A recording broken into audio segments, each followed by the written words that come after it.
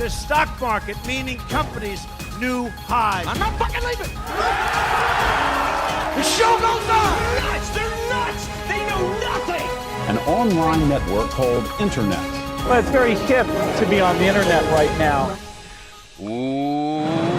Welcome, my degenerates. The rest of your life starts right now on Market Mania, the no bullshit approach to all financial markets, including cryptocurrencies, NFTs, darknets, and of course, the largest casino in the world, the U.S. stock market. Joining me today are fellow degenerates, Brett Ritchie and Matt Glantz, and we're going to be discussing the craziest topics of the financial news. We'll talk about Amazon earnings today, EU starting to sell bonds on the Ethereum blockchain, Russia's ditching the US dollar. We will bring you our picks of the day. But first, top story. S&P hits a new all-time high, peaking out around 4,200 earlier today. So S&P ATH must be a Thursday. Matt Glantz, is this the top? Or is it a lot more headroom after this? I mean, it looks like a top for today for sure. I mean, as soon as the market opened, this futures just sold off, been selling off all day, and the market's barely up now. So it's worrisome for traders that got bought in the morning or came in long. It's now looking pretty red on the screen. Well, it's interesting. We seem to be getting two different economic stories depending on where you go to. You can go to, for example, Zero Hedge, where I like to hang out, and it's all, we're on a cliff. Q1 GDP unexpectedly misses. But then you go to Yahoo Finance, and it's US GDP jumps 6.4%, and stocks jumped to record highs thanks to Biden. I mean, it's like you can't really get a clear tale of where this market could go. So, Brett, what's your feeling on this? Are you getting mixed signals? Do you have a strong opinion one way or another here? I mean, I've been getting mixed signals for years almost, it seems. And so I kind of like to go with the strategy long until wrong, right? I think the risk reward in being long is just far outweighs being short. Like I am down lifetime shorting stuff and just trying to time things and whatever. It's like fun when you're right. But the reality is, I think that it's better to just join the herd and obviously like protect yourself. Don't go like all in on leverage stuff where you can just blow up. But the goal is that even if you get, say, a 30% drawback or something at some point, you're still way up ahead of it by kind of keeping that long mentality. So long until wrong, as I believe Alex Weiss said on Twitter, that's kind of the mentality I think is the right one in this kind of market. I'm putting up the low IQ, high IQ meme here. To me, this is how I think you trade a clown market like this. You're either 80 IQ or 150 IQ, and everybody in the middle trying to figure out fundamentals and trying to guess tops and bottoms, they're just going to get crushed.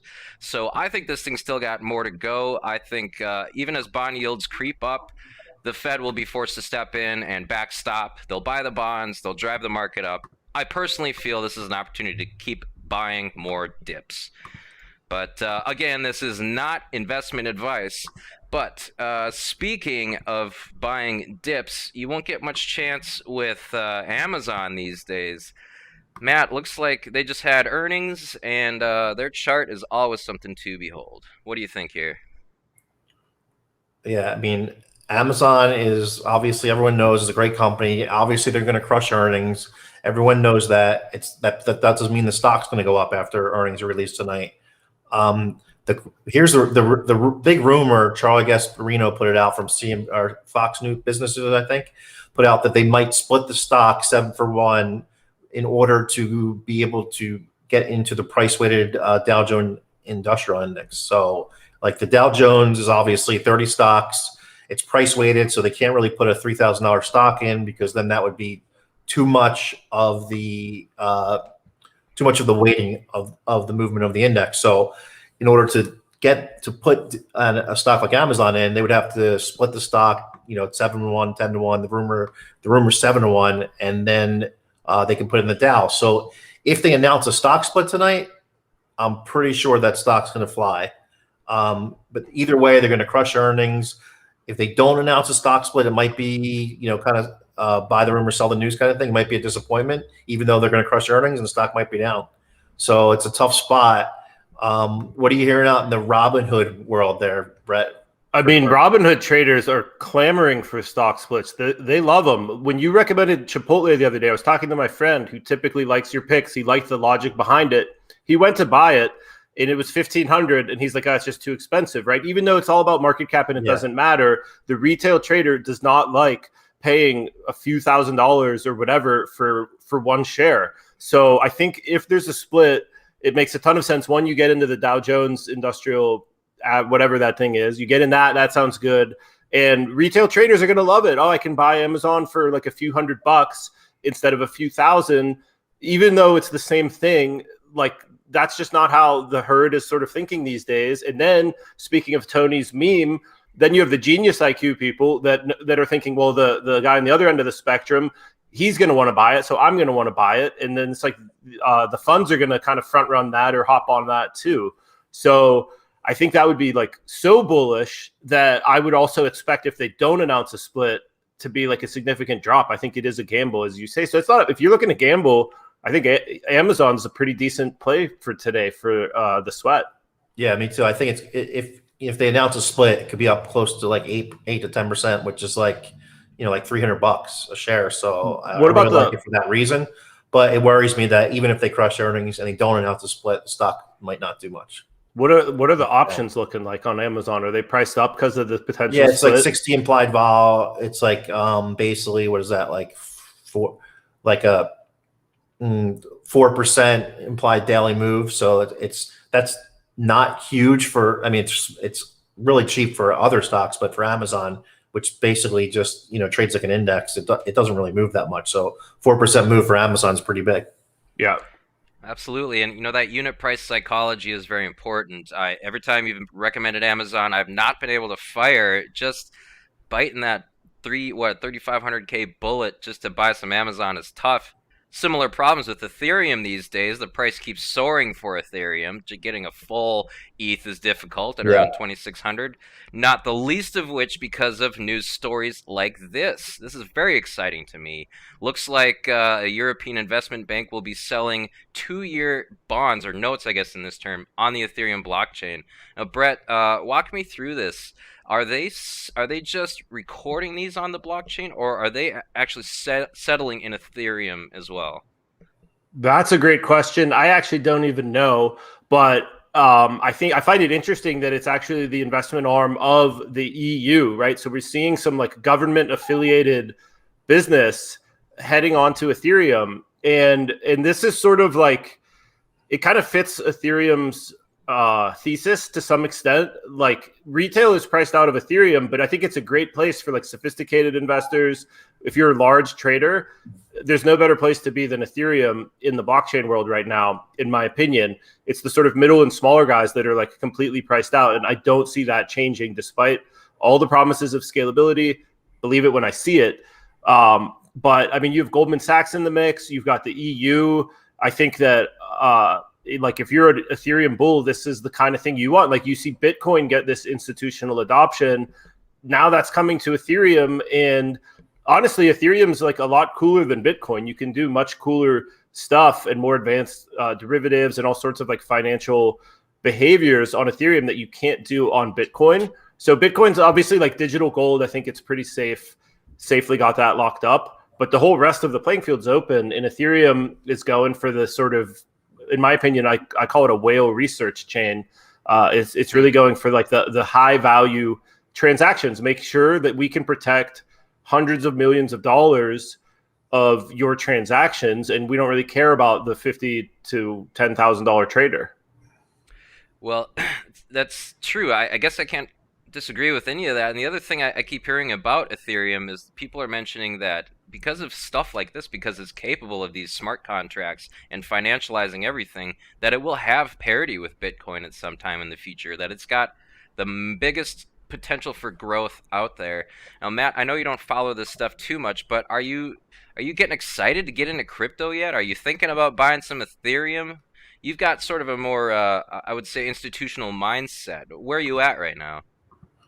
I mean, I found some old Binance coins on my old Binance account from years ago. Wow. That was about 2 weeks ago. Nice. And Nice couch you know, cushion That's a find. nice find. yeah, it was a lot. It was like $80,000 worth, which I thought when I last time I logged in there a couple years ago, I think I had $2,000 in there. So You're I buying sold it coffee right tomorrow. away. I sold Binance at 575. I transferred that money out as soon as I could. So whatever, I'm happy. Like gets me some of my losses back from 2017.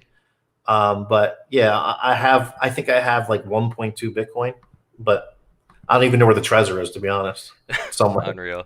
So that's the power of crypto. It's just like couch Hashtag how cushion rich. money, just thousands of dollars spilling out of the couch cushions. I love it. See, by the way, for everyone watching, Matt's a good guy to take advice from. He's got 80,000 he doesn't know about. He's got another 90,000 in Bitcoin that he doesn't even know where it is. So he's making money trading stocks. Yep, that's that 80 IQ trading right there. That's how you got to do it. Oh, I forgot I bought this.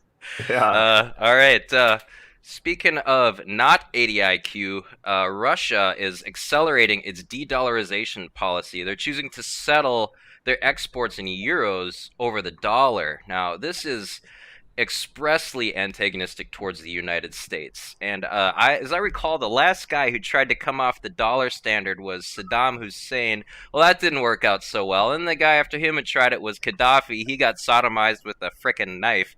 So you're playing a dangerous game when you start de-dollarizing in this world. And that's a warning to you Bitcoiners, too. Don't think they haven't noticed you. You're just not on their radar just yet. But Russia is de-dollarizing. And I think this is a big deal, but this news kind of came in under the radar. So, Brett, I guess my question is, does this mean that dollar is going to start flooding back to the U.S. as I believe, or does the dollar just get mixed back up in the euro market and the euro just sort of absorbs the euro dollar gas, if you know what I'm saying here? That makes more sense to me. I mean, the dollar is still a really powerful currency worldwide.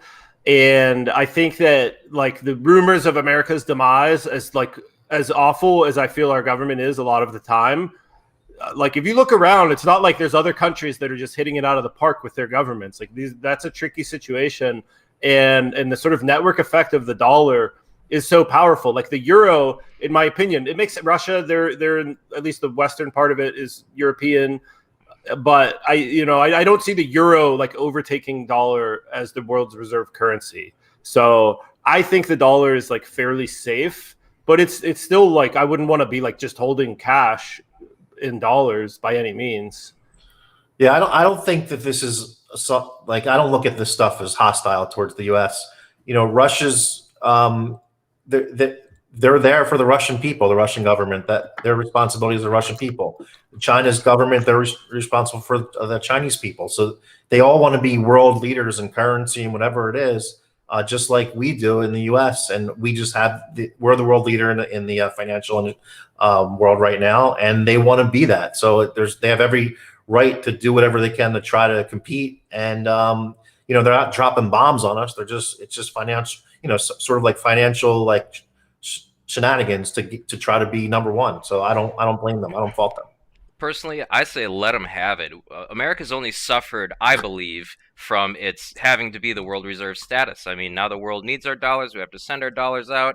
We can't really control our monetary policy. Being world reserve status is almost the tail that wags the dog, in my opinion. I think a lot of people would disagree with you there. Well, Tony. we have benefited quite a bit from being world reserve status, but where are we at right now? The dollar is worthless. We're about to go off a cliff. You want to give me some? I mean, I feel like all it did was obligate us to the inflationary credit card. But I guess we'll see. We've got a little bit to go before Bitcoin ultimately eats all of these world reserve currencies. So, in my humble opinion. Okay, that was a lot of fun, but we're getting to that special time of day where we got to put on the safety glasses because it is the Market Mania pick of the day. Drop it like it's hot. Everybody stack. I'm stacking to the top.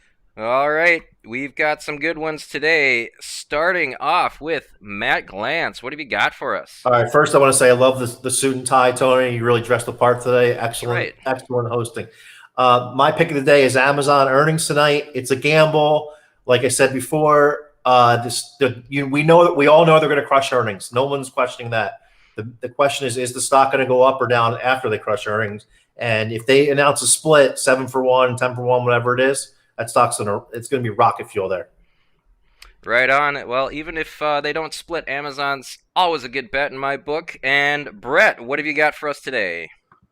I'm going to roll with Chevron. Interestingly enough, as we'll see, Tony and I are on the same page today, but a lot of these commodities have been going crazy. I think oil has obviously taken quite a beating, and everyone's looking to the new green future, but it's still really widely used throughout the world now. Travel's opening up. Like I like these oil stocks, so I'm going to roll with Chevron. Right on. We are on the same page because I am rolling with ExxonMobil. We happen to be in a commodity super cycle, and all the sharp money out there is doubling down on oil and oil products. So anything, even the valence companies in this sector might even be a good idea. So nothing wrong with oil. Get it. You'll make some money. All right. That's going to do it for us today. I'd like to thank you all for watching. I'd like to remind you all that you should like and subscribe and comment on all of our stuff. Share it far and wide so that we can keep doing this day in and day out for you fine people. Also like to remind you to hit up Mindak Gold. Go visit Mindak Jack. He will give you all you need for your precious metal needs. And I know you need precious metal because they just keep printing that goddamn dollar. I don't know why you don't have silver. I don't know why you're holding it right now. Go get some silver. Talk to Mindak Jack. With that, I'm going to leave you with a final quote. Those who fail to study history are doomed to repeat it.